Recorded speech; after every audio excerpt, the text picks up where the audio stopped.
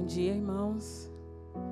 Nesse início de celebração, ainda nesse formato, eu gostaria de ler o Salmo 34, do 1 até o 3, que diz assim: bendirei ao Senhor o tempo todo, os meus lábios sempre o louvarão, minha alma se gloriará no Senhor. Ouçam os oprimidos e se alegrem, proclamem a grandeza do Senhor comigo, juntos exaltemos o seu nome. E é o que nós vamos fazer agora, louvar ao Senhor, engrandecer o nome dEle por tudo que Ele tem feito na nossa vida. Essa oportunidade que nós temos de louvarmos nesse domingo, mais uma vez ao Senhor, ainda nesse formato de celebração. Nós aqui e vocês aí, vamos juntos engrandecer ao Senhor, através desses louvores que também cantaremos aqui. Que Deus nos abençoe.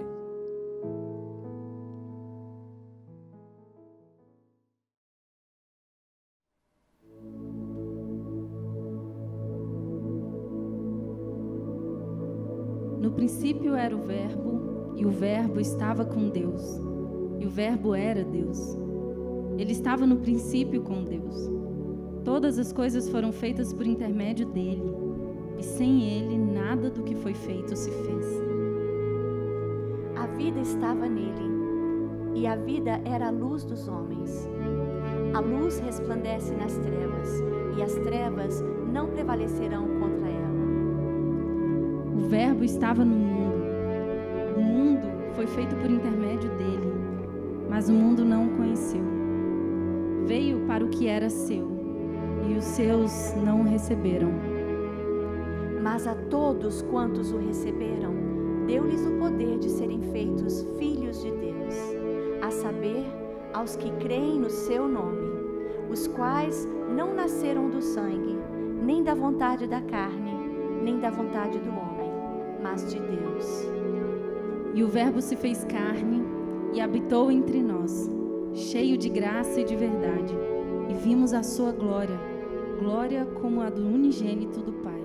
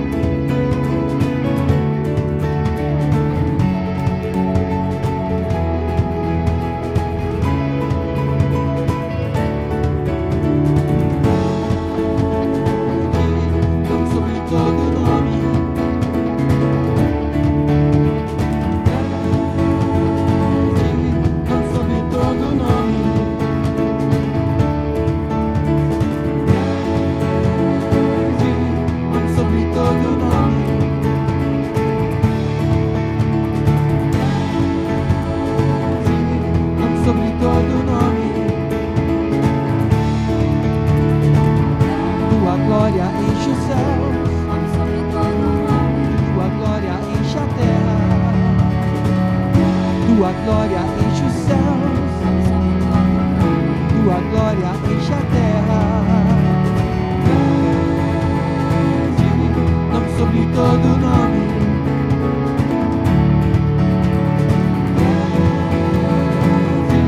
nome sobre todo nome.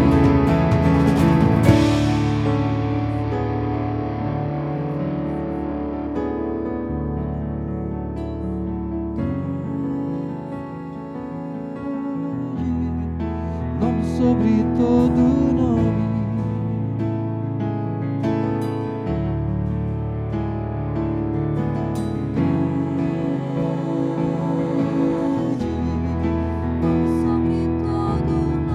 É o teu nome, Jesus. Poderoso nome é o teu, Senhor.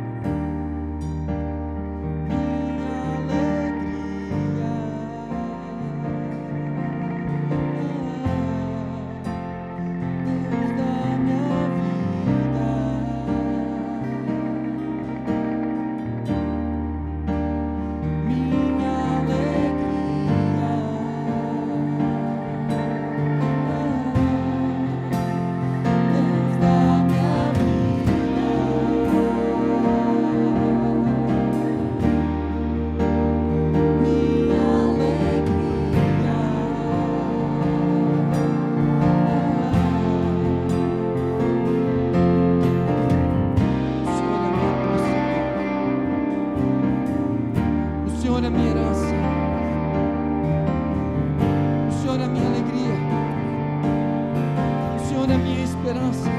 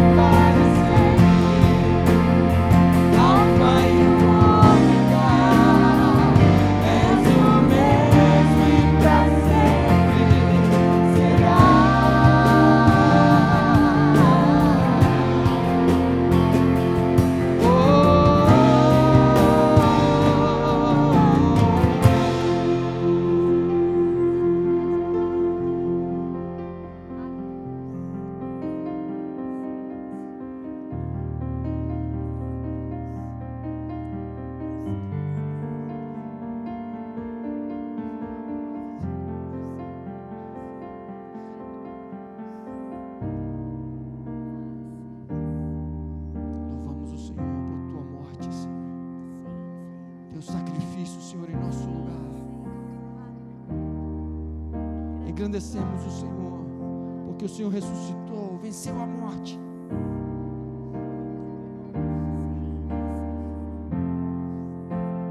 Deus da minha vida,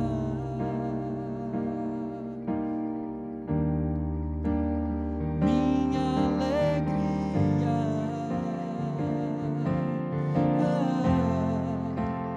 Deus da minha vida.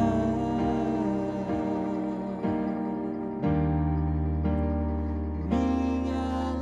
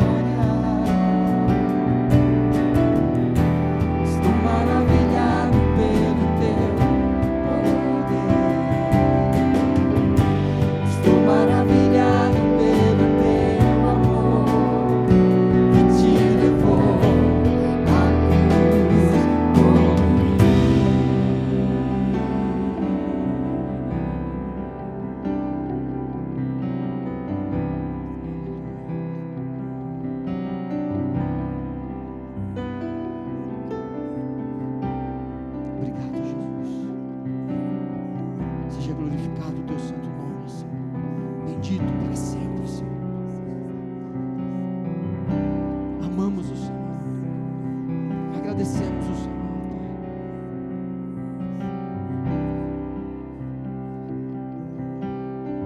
Recebe o nosso louvor, recebe a nossa gratidão, Senhor. Recebe a nossa adoração, Senhor.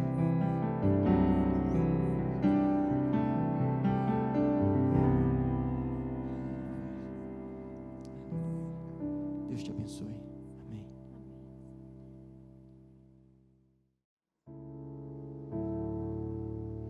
Olá, meus irmãos. Estamos aqui para ministrar sobre dízimos e ofertas.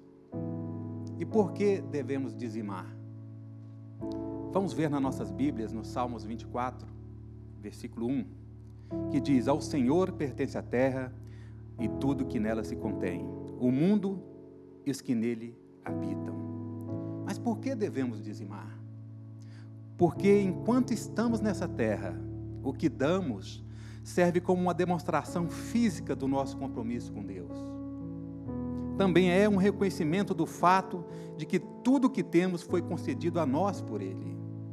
O dízimo no Antigo Testamento era o básico no processo de devolver a Deus.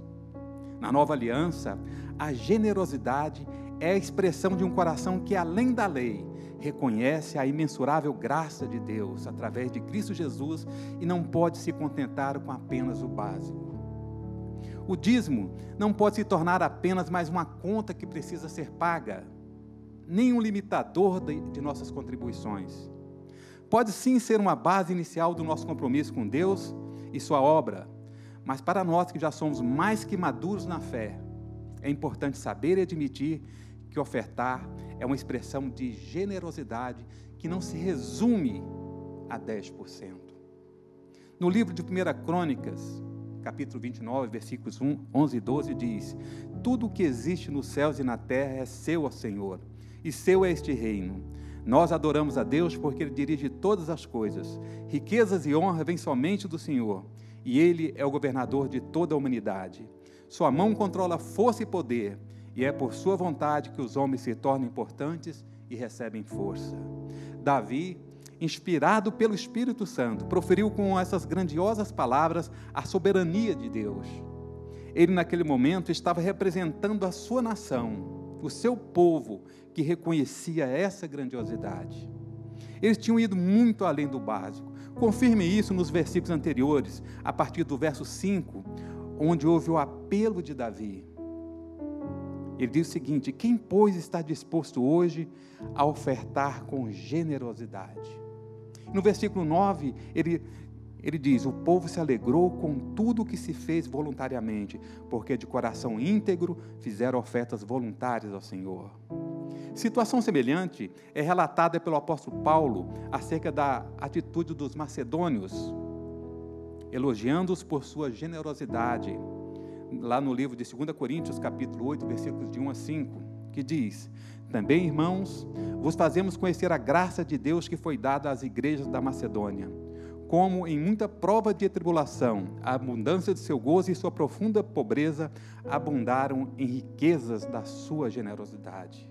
Porque dou-lhes testemunho de que, segundo as suas posses, e ainda acima das suas posses, deram voluntariamente, pedindo-nos com muito encarecimento o privilégio de participarem desse serviço a favor dos santos. E não somente fizeram como nós esperávamos, mas primeiramente a si mesmos se deram ao Senhor e a nós pela vontade de Deus.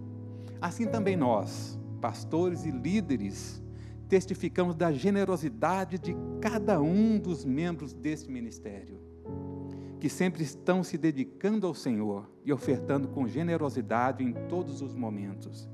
Nosso foco sempre será acumular tesouros no céu e não na terra. Isso é importante porque Cristo observou que onde estiver o nosso tesouro, aí estará também o nosso coração, conforme Mateus 6, 21. Deus abençoe poderosamente por sua fidelidade e generosidade nas suas contribuições. Vamos orar por esses dízimos e por essas ofertas. E logo após vocês vão ver na tela os dados bancários para que efetuem os seus depósitos.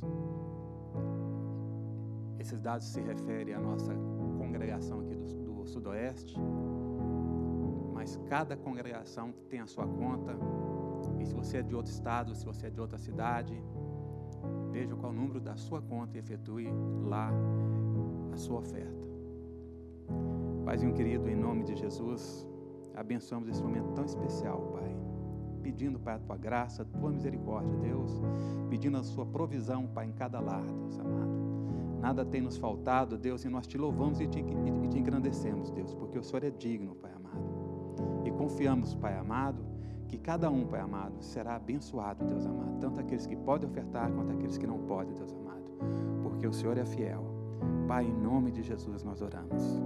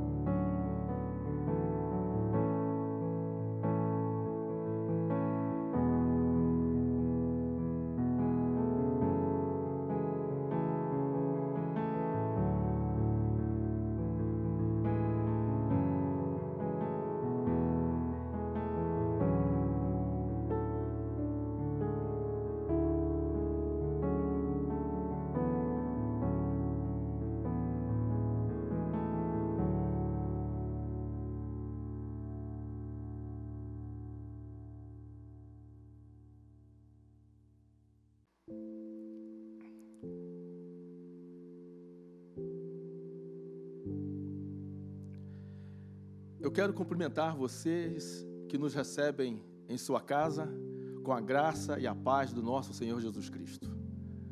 É muito bom estarmos juntos nesta celebração, mesmo que remotamente, especialmente porque hoje nós comemoramos a Páscoa, a ressurreição do nosso Senhor Jesus Cristo. Embora nesses dias estejamos vivendo esse momento e cumprindo as solicitações de permanecermos em nossa casa, nós não podemos de maneira nenhuma esquecermos a nossa identidade e o nosso propósito. Quando nós olhamos a palavra de Deus, nós vemos que o nosso Deus é um Deus festivo, é um Deus social, um Deus que nos chama para um relacionamento com Ele e também para nos relacionarmos uns com os outros. Por isso que cada um de nós certamente está sentindo muita falta desses momentos, de nos reunirmos como igreja numa celebração. Quando nós também olhamos os evangelhos, nós observamos a própria pessoa de Jesus. Jesus também era uma pessoa que gostava de festas. E ele aproveita esses momentos para ministrar e para ensinar sobre o reino de Deus. Eu quero solicitar que você abra sua Bíblia em Lucas, capítulo 22, do versículo 14 ao 20, que será a meditação desta manhã. Diz assim o texto: chegada a hora, pôs-se Jesus à mesa e com ele os apóstolos. E disse-lhes: tenho desejado ansiosamente comer convosco esta Páscoa antes do meu sofrimento. Pois vos digo que nunca mais a comerei, até que ela se cumpra no reino de Deus. E tomando um cálice, havendo dado graças, disse: recebei e reparti entre vós. Pois vos digo que de agora em diante não mais beberei do fruto da videira, até que venha o reino de Deus. E tomando o pão, tendo dado graças, o partiu e lhes deu, dizendo: isto é o meu corpo oferecido por vós, fazei isto em memória de mim. Semelhantemente, depois de cear, tomou o cálice, dizendo: este é o cálice da nova aliança no meu sangue, derramado em favor de vós. Nesta palavra, nós vamos adentrar aquele cenáculo muito bem preparado e decorado para receber Jesus e seus discípulos, onde ali eles puderam festejar, celebrar, no caso de Jesus, aquela última Páscoa. É bem verdade que tanto os discípulos como o próprio Jesus, eles já estavam acostumados a celebrar a Páscoa. Essa Páscoa era celebrada anualmente. Mas quando nós olhamos o texto que lemos, nós vemos a expressão de Jesus dizendo que ele desejou ansiosamente comer esta Páscoa. E complementa: antes do meu sofrimento. Lucas consegue perceber a importância daquele momento e descreve essa emoção e esse sentimento de Jesus. E aí vai a pergunta: o que há de marcante naquela última Páscoa de Jesus com os seus discípulos? Jesus aproveita aquela oportunidade para, mais uma vez, levar os discípulos a pensar no Êxodo, a pensar naquele momento da libertação da escravidão do povo de Israel, registrada em Êxodo, capítulo 12. E mais do que isso, Jesus também dá um significado mais amplo para aquele evento. A Páscoa, ela aponta para um passado de libertação. No tempo de Jesus, aquela Páscoa possuía 4 cálices de vinho. 2 eram servidos antes da refeição e 2 depois. E cada um deles representava uma promessa de Deus, contida lá em Êxodo, capítulo 6, versículos 6 a 7, que diz assim: portanto, diz aos filhos de Israel, eu sou o Senhor. E aí vão as promessas. A primeira: e vos tirarei de debaixo das cargas do Egito, e vos livrarei da sua escravidão, e vos resgatarei com o braço estendido e com grandes manifestações de julgamento, e tomar-vos-ei por meu povo, e serei vosso Deus. Então, aqueles 4 cálices remetiam o povo no dia da Páscoa para essas 4 promessas. E Lucas, diferente dos outros evangelistas, ele registra pelo menos 2 cálices. Um antes e o outro depois da refeição. No versículo 17 do texto que nós lemos, Jesus diz assim: toma o cálice, dá graças e diz para os discípulos: recebei.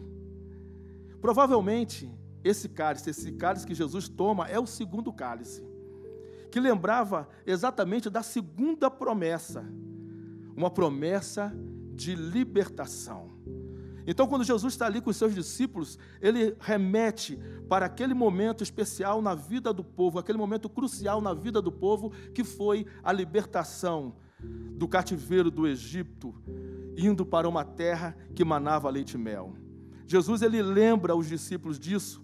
E é bom também nós lembrarmos o que era a Páscoa para os judeus e o que foi aquele momento na vida do povo de Israel. Lá no capítulo 12 de Êxodo, diz assim, versículos 12 e 13: porque naquela noite passarei pela terra do Egito e ferirei na terra do Egito todos os primogênitos, desde os homens até os animais. Executarei juízo sobre todos os deuses do Egito. eu sou o Senhor. O sangue vos será por sinal nas casas em que estiverdes. Quando eu vir o sangue, passarei por vós, e não haverá entre vós praga destruidora quando eu ferir a terra do Egito. Cada família deveria se reunir em sua casa, matar um cordeiro sem defeito e seu sangue deveria ser aspergido nos umbrais das portas. Depois, eles deveriam assar aquele cordeiro e comer com pão sem fermento e também com as ervas amargas.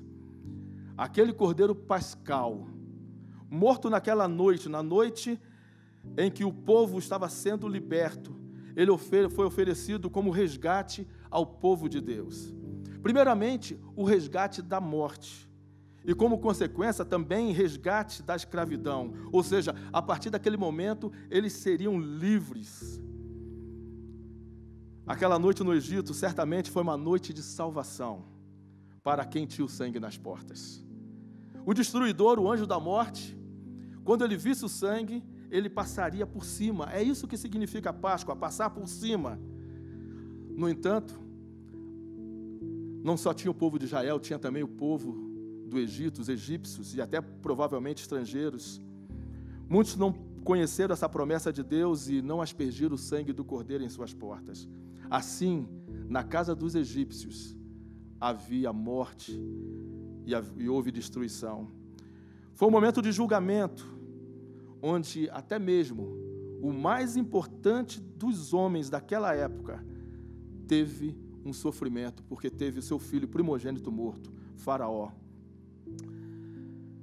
Quando o povo tem esse momento, a partir dali, eles passam a conhecer Deus, não somente como Elohim, conforme tem lá em Gênesis capítulo 1, o Deus criador, o Deus magnificente. Eles passam a conhecer Deus não somente como o El Shaddai, o Deus todo-poderoso.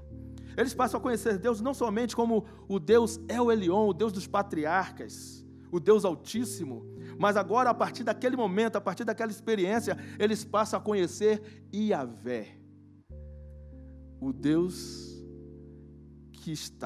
que é, eu sou o que sou. Eles conhecem Deus pessoalmente, o Deus que passa a fazer parte da vida deles, o Deus que ouve o clamor, o Deus que conhece a dor, que conhece o sofrimento e resolve descer e vir e libertar o povo da sua escravidão. Esse foi o Deus que Israel passou a conhecer naquele momento em que eles comemoraram aquela primeira Páscoa. Embora tenha sido uma Páscoa apressada, saíram rapidamente do Egito, foram expulsos, porque o povo não aguentou mais aquele sofrimento, aquela última praga. Assim, toda Páscoa era uma ocasião para a nação de Israel se conectar com a redenção e a salvação de Deus. Aquele evento, aquela Páscoa, moldava a identidade deles como povo de Deus. Então, quando Jesus bebe aquele segundo cálice, que no caso da ceia em Lucas é registrado como o primeiro, mas é o segundo cálice na refeição, Jesus lembra os seus discípulos esse momento tão significativo, tão importante, o momento de libertação.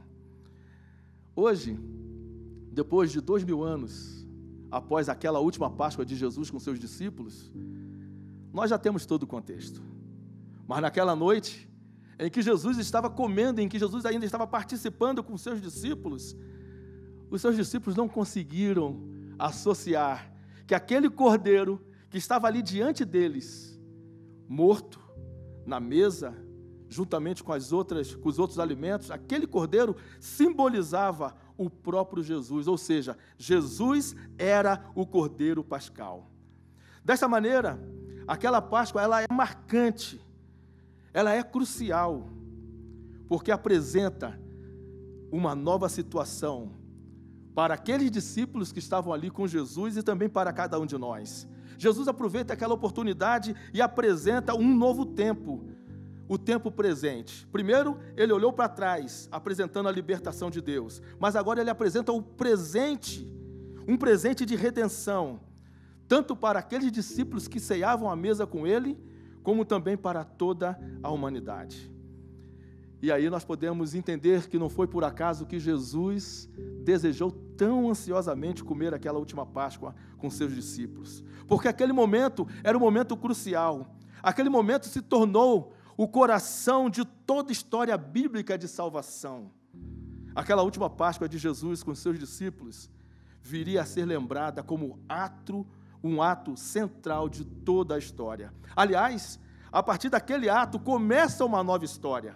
Jesus, naquele momento, juntamente com seus discípulos, como anfitrião à mesa, ele não somente olha para trás, lembrando as promessas e a realização de libertação do povo de Israel, mas agora ele dá um novo significado à Páscoa. Olha só o que ele diz quando pega o cálice novamente. Semelhantemente, depois de cear, tomou o cálice dizendo: este é o cálice da nova aliança no meu sangue, sangue derramado por vós. Nós conhecemos toda a história. Agora eu quero que você pense comigo na mente de Jesus. Jesus certamente tinha uma visão do que viria dali para frente. Então nós vamos pensar um pouquinho nos eventos que logo se sucederam a partir do momento em que Jesus acabou aquela ceia com os discípulos. Nós vemos que Jesus, quando ceiou, logo após ele vai para o Monte das Oliveiras, e lá Lucas registra que ele agoniza, ele se angustia de tal forma que o seu suor se torna gotas de sangue. E agonizando e orando, logo após as suas orações, ele ora 3 vezes pedindo ao Pai que passe daquele momento o cálice, mas ele se entrega. E em total submissão a Deus, ele se coloca. Mas logo depois daquele momento chega o traidor, que com um beijo entrega Jesus aos seus algozes, líderes religiosos e políticos. Preso, Jesus é interrogado e é condenado à morte. E assim ele é açoitado de forma violenta. Não pôde carregar sua cruz devido ao seu estado, mas ele é crucificado e ali na cruz, gentilmente, ele oferece salvação a um ladrão. Ali na cruz, Jesus aconselha seu discípulo a cuidar da sua mãe. Ali na cruz, Jesus expressa mais uma oração dizendo: Pai, perdoa, porque estes não sabem o que fazem. Aqueles que estavam ali não sabiam o que faziam, Jesus estava perdoando a eles e também perdoando a cada um de nós. E assim Jesus termina aquele momento de crucificação dizendo: está consumado. A salvação está consumada, a libertação do meu povo está consumado.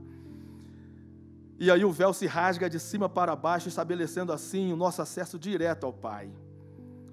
Assim como o povo de Israel experimentou naquela primeira experiência da Páscoa, ali foi constituída a aliança mosaica, a antiga aliança. Nós como igreja, através de Jesus, através das palavras de Jesus, nós fomos fundados sob uma nova aliança. E essa aliança, ela está profetizada em Jeremias, e é maravilhosa, dizendo assim: eis que vem dias, diz o Senhor, em que firmarei nova aliança com a casa de Israel e com a casa de Judá, não conforme aquela aliança que fiz com seus pais no dia em que os tomei pela mão para os tirar da terra do Egito. Não, porquanto eles anularam a minha aliança, não obstante eu os haver desposado, diz o Senhor. Porque esta é a aliança que firmarei com a casa de Israel depois daqueles dias, diz o Senhor. Na mente deles lhes imprimirei as minhas leis, também no coração lhes escreverei. Eu serei o seu Deus e eles serão o meu povo. Desta forma, Jesus estabelece ali o que nós chamamos da nova aliança, e ele se coloca como representante de Deus, como filho fiel e também o representante de toda a humanidade. Naquela nova aliança estabelecida por Jesus, nós podemos entender que agora ela não tem fim, ela é eterna, ela é segura, porque descansa não na nossa possibilidade de cumprir um mandamento ou outro, mas ela descansa na perfeita fidelidade de Jesus, quando ele foi para a cruz, obediente até a morte. Ele não sucumbiu às tentações, pelo contrário, ele venceu a morte e se torna sumo sacerdote quando ressuscita e sobe aos céus. E assim ele conhece as suas necessidades, as minhas necessidades, e pode, por você e por mim, interceder ao Pai. Essa nova aliança também nos inclui na família de Deus. Agora nós somos filhos, somos perdoados, somos lavados e remidos pelo sangue de Jesus. Essa nova aliança também nos faz como uma nova criatura, nos dá esta maravilhosa identidade de podermos ser chamados povo de Deus. Certamente aquela última Páscoa de Jesus com seus discípulos, ela é central e é marcante, porque além de olhar para um passado mostrando o Deus que vem e intervém na história de um povo, além de apresentar um novo momento presente, quando Jesus ali institui aquele momento de nova aliança, para cada um de nós podermos, nesse momento, cearmos, comer o pão e tomar o cálice. Ela também aponta para um futuro de paz, esperança para cada um de nós, de segurança para cada um de nós, um futuro glorioso. Jesus diz assim: pois vos digo que nunca mais a comerei, até que ela se cumpra no reino de Deus. Com essas palavras, Jesus mostra e aponta o futuro que espera cada um de nós. Por isso, amados, eu quero ministrar segurança na sua vida, paz na sua vida, porque as nossas vidas não estão firmadas nas circunstâncias, as nossas vidas estão firmadas no sangue remidor de Jesus, na nova aliança que Ele fez com cada um de nós. E olha só que futuro tem para nós, registrado lá em Isaías: o Senhor dos Exércitos dará neste monte a todos os povos um banquete, tragará a morte para sempre, e assim enxugará o Senhor Deus, enxugará todas as lágrimas, e tirará de toda a terra o opróbrio do seu povo, porque o Senhor falou. E também em Apocalipse nós podemos ler: eis que o tabernáculo de Deus agora está entre os homens, com os quais Ele habitará. Eles serão o seu povo, e o próprio Deus viverá com eles e será o seu Deus. Olha só que palavra extraordinária, que ministração para cada um de nós. Ele lhes enxugará dos olhos toda lágrima. Não haverá mais morte, nem pranto, nem lamento, nem dor, porquanto a antiga ordem está encerrada. Aquele que está sentado no trono afirma: eis que faço novas todas as coisas. Aquela Páscoa, aquela última Páscoa de Jesus com seus discípulos, ela é crucial, é marcante. Foi marcante tanto para Jesus com seus discípulos, como para cada um de nós. Agora nós não precisamos nos remeter à primeira Páscoa lá no Egito. Nós temos uma Páscoa a qual nós podemos nos remeter: a Páscoa de Jesus. Ele é a nossa verdadeira Páscoa. Ele apresenta esse momento maravilhoso que é o presente redentivo de Deus, quando Ele morreu na cruz e principalmente quando Ele ressuscitou, como nós comemoramos hoje a ressurreição de Jesus. Eu quero dizer para você: Jesus vive, Jesus está vivo, Ele é real, Ele está presente em nossas vidas, Ele está aqui e agora, está com você aí, está conosco. E principalmente, aquele momento de Jesus, da nova aliança, de estabelecer a nova aliança, traz para cada um de nós esperança. Nós temos esperança em Jesus. Que Deus, queridos, os abençoe. Nós vamos aproveitar esta data para lembrar e reafirmar que Jesus, Ele sim, é a nossa verdadeira Páscoa. Eu quero orar com você. Pai querido, nós queremos abençoar cada casa, cada lar, cada família neste momento. Quando celebramos, ó Deus, a Páscoa, ou seja, quando celebramos o próprio Jesus, especialmente este domingo, quando pensamos e lembramos que Ele está vivo, que Ele ressuscitou, isso traz para cada um de nós esperança, esperança de um futuro glorioso, esperança de um futuro sem lágrimas, esperança de um futuro sem pranto, esperança de um futuro na Tua presença, ó Deus. Eu quero abençoar cada pessoa que nos ouve nesta manhã, que esta esperança chegue em cada lar, em cada casa, para a glória do teu nome, em nome de Jesus. Amém.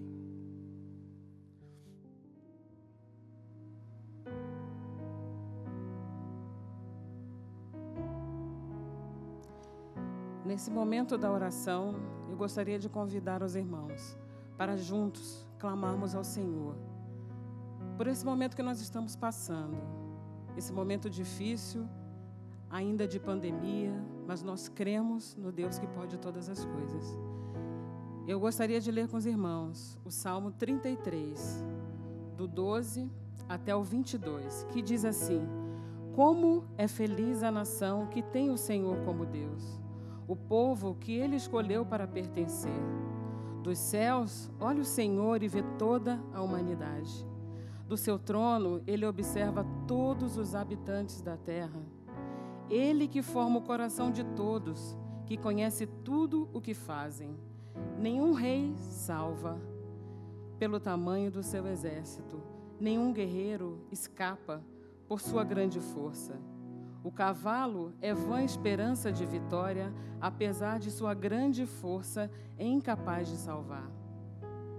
Mas o Senhor protege aqueles que o temem, aqueles que firmam a esperança no seu amor, para livrá-los da morte e garantir-lhes vida, mesmo em tempos de fome, mesmo em tempos de pandemia, mesmo em tempos de desespero.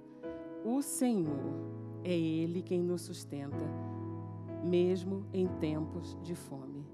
Nossa esperança está no Senhor. Ele é o nosso auxílio e a nossa proteção. Nele se alegra o nosso coração, pois confiamos no seu santo nome. Esteja sobre nós o teu amor, Senhor, como está em ti a nossa esperança. Nós temos ouvido e temos visto também tantas pessoas desesperadas por esse momento em que o nosso país passa por essa dificuldade, em que o mundo passa por essa dificuldade. Nós temos ouvido falar de pessoas que já estão desempregadas, de pessoas que já estão passando fome, por pessoas que estão desesperadas por nem poderem enterrar os seus mortos. Mas nós que confiamos no Senhor, nós seguimos nessa linha de continuar com o nosso coração voltado para o Senhor, porque, como a palavra diz, é Ele quem nos sustenta. Eu gostaria também, antes de nós começarmos essa oração, de ler com vocês Jeremias 29, versículo 12 até o 14, na parte A. Então vocês clamarão a mim, virão orar a mim, e eu os ouvirei.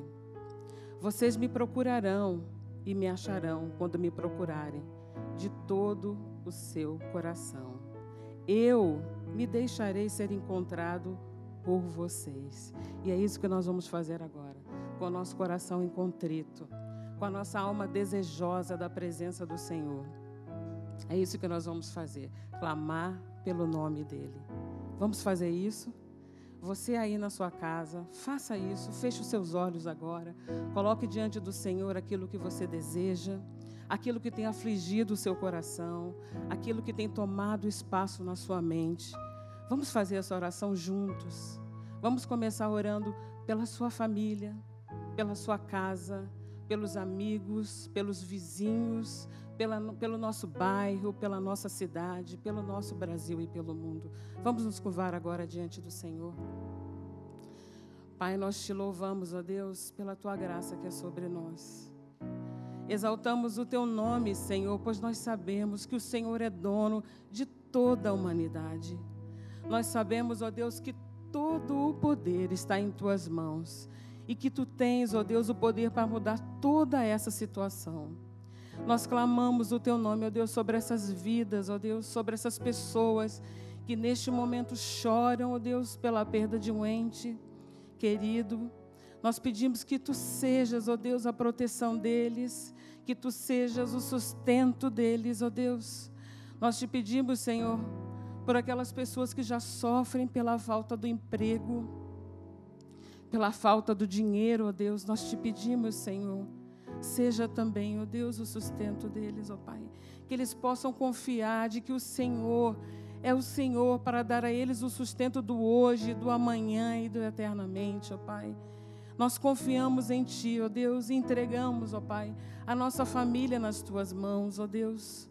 Nós entregamos os nossos vizinhos nas Tuas mãos, ó Pai. Muitos têm sofrido, ó Deus, com a solidão. Muitos têm sofrido, ó Deus, de estarem sentindo, ó Deus, a dor de muitos. Mas nós Te pedimos, ó Deus, vá ao encontro, ó Pai, dessas pessoas, ó Deus. Estende a Tua mão, ó Deus, de poder, e que eles possam saber de que o Senhor é Deus, tanto no céu quanto na terra. Pai, eu Te peço, ó Deus, pela nossa cidade, ó Pai, pelo nosso bairro, pelos nossos amigos, pelos nossos irmãos. Senhor, visita cada um com Teu poder, ó Deus. Que haja neles a esperança. Como a Tua palavra diz, ó Deus, que nós devemos confiar no Senhor. Uns confiam em carros, outros em cavalo. Nós, porém, confiaremos no Senhor, o nosso Deus. Continua sendo, ó Deus, o esteio para cada um que está ouvindo hoje, Deus, que está conosco aqui nessa celebração, ó Pai, ouvindo a Tua palavra, Senhor. Nós Te agradecemos, ó Deus, porque o Senhor tem sido o nosso Deus de geração a geração. Visita, meu Deus, a cada um. Visita, Deus, e nos liberta, Pai, do medo, da aflição. Nos perdoa, Senhor, por todo e qualquer pecado, Senhor Deus. Tira de nós tudo aquilo que nos impede de chegarmos até a Ti, Senhor. Quebra, Deus, as barreiras, ó Deus, e que nós possamos, ó Pai, nos humilharmos a Ti todos os dias, ó Pai, e clamarmos ao Senhor para que tudo isso acabe e que o Seu nome seja glorificado hoje e para todo sempre. Nós Te agradecemos, em nome de Jesus, o nosso Senhor, o nosso Salvador, a nossa esperança. Amém.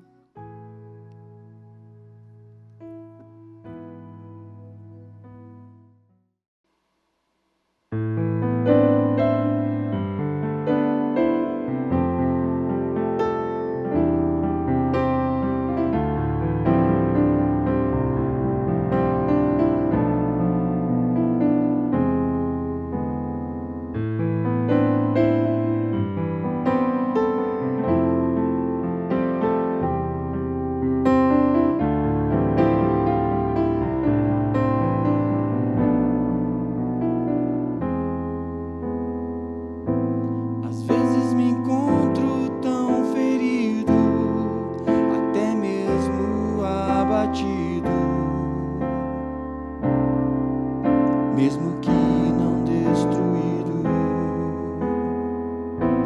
sonhos, projetos tão queridos, desejados, mas perdidos, fazem parte da desilusão. Nesses momentos me achego a Ti, Jesus, bebo da Tua fonte, bálsamo que cura o meu interior. Falo o que sinto e recebo de Ti, Jesus, do Teu amor, do Teu perdão. A esperança vem, invade o meu coração.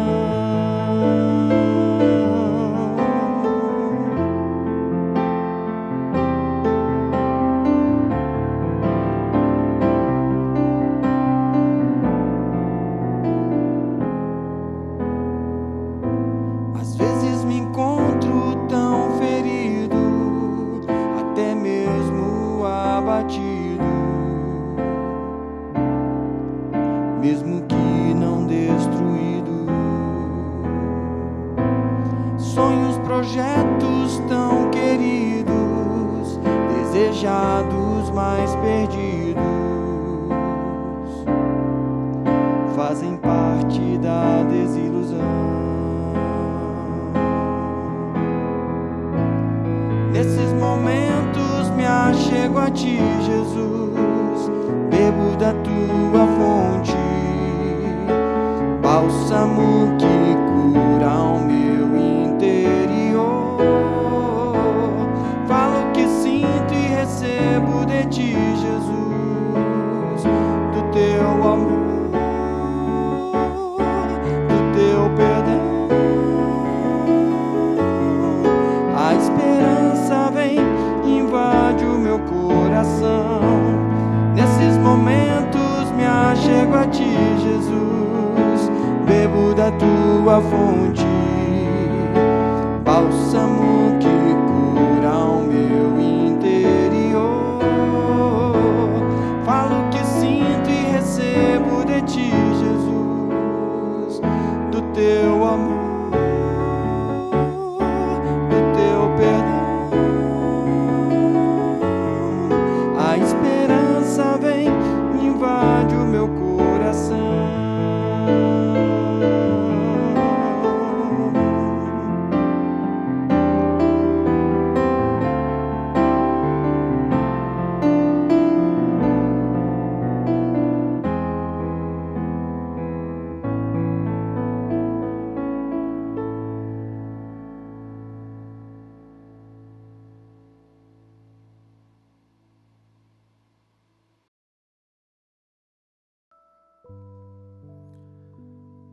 Nós vimos em nossa ministração que aquela última Páscoa de Jesus com seus discípulos foi uma Páscoa em que Jesus trouxe um novo significado para aquele momento.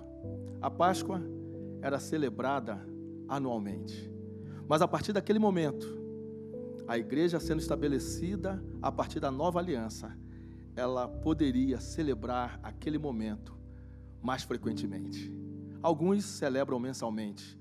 Nós celebramos semanalmente, todo o primeiro dia da semana, nós podemos celebrar a ceia do Senhor. A ceia, o partir do pão, ela nos forma, ela nos modela como um corpo. Ela reforça a nossa identidade como igreja do Senhor. A ceia do Senhor é ao mesmo tempo uma lembrança, como também ela nos remete para a história da salvação. E também ela é uma antecipação da própria vinda do Senhor e da nova criação que nós seremos para sempre com Ele, os novos céus e a nova terra. Paulo fala que nós devemos comer o pão e beber do cálice, pois quando comemos e bebemos, anunciamos a morte do Senhor até que Ele venha. São dois horizontes colocados aqui. A morte do Senhor, apontando também para o futuro, a sua volta. Assim, fazer parte desta mesa com o Senhor e todos os irmãos e irmãs fortalece os nossos laços, nos torna mais dependentes de Deus, fortalece a nossa convicção da salvação providenciada por Deus para cada um de nós. E também nos remete para a missão de servirmos uns aos outros. Nesse momento eu gostaria de convidar a minha esposa para juntos celebrarmos esse momento. Eu quero convidar você que está aí em sua casa também a celebrar conosco a ceia do Senhor.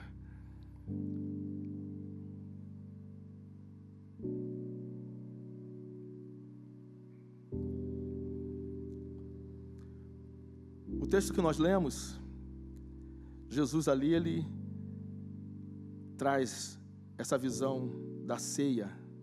Diz que ele tomou o pão e deu graças.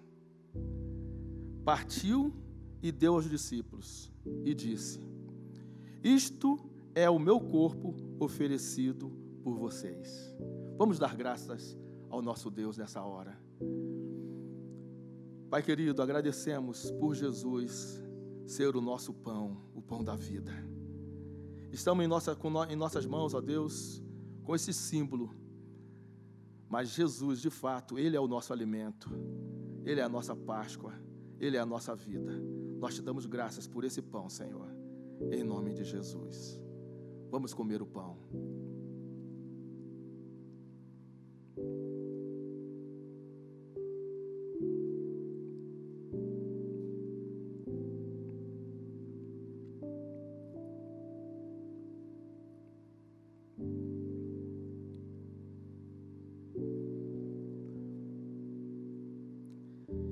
também o texto que depois de cear, Jesus tomou o cálice e disse: este cálice é o cálice da nova aliança no meu sangue, sangue derramado em favor de vocês. Vamos dar graça por esse sangue de Jesus que é derramado por nós. Senhor, nós engrandecemos ao Senhor. Reconhecemos, ó Deus, o seu sacrifício na cruz por nós, o teu sangue vertido, Senhor.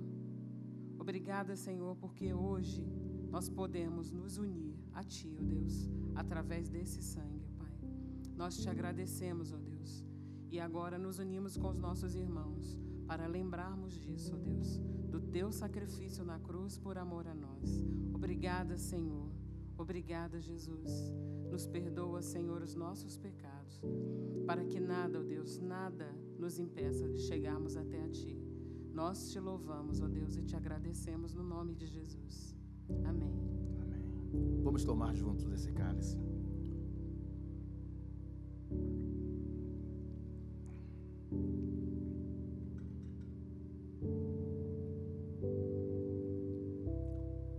Nós estamos chegando ao fim dessa maravilhosa celebração.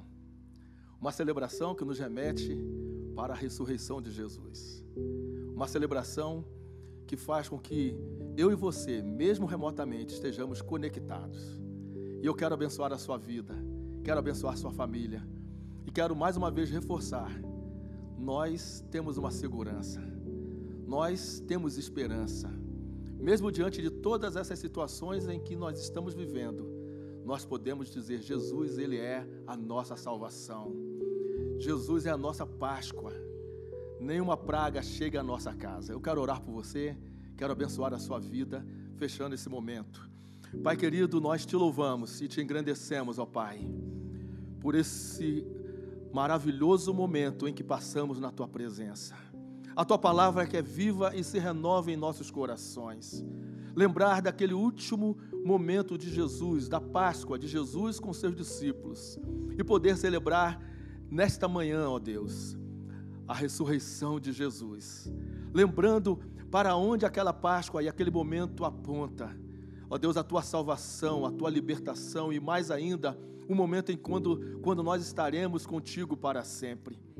Mas enquanto isso não ocorre, Pai, nós queremos abençoar todas as famílias da nossa nação, nós queremos abençoar o nosso povo, nós queremos abençoar, Pai, aquelas pessoas que nesse momento nos ouvem, Senhor, e precisam que o Senhor as ministre, precisam da Tua paz, precisam da Tua esperança, precisam, ó Deus, da Tua graça. Nós ministramos nessa manhã, Senhor Deus, a Tua paz nesses lares, nessas casas. Nós abençoamos cada família, Senhor, em nome de Jesus, em nome de Jesus. Deus abençoe a todos. Tenha uma ótima semana, no nome de Jesus.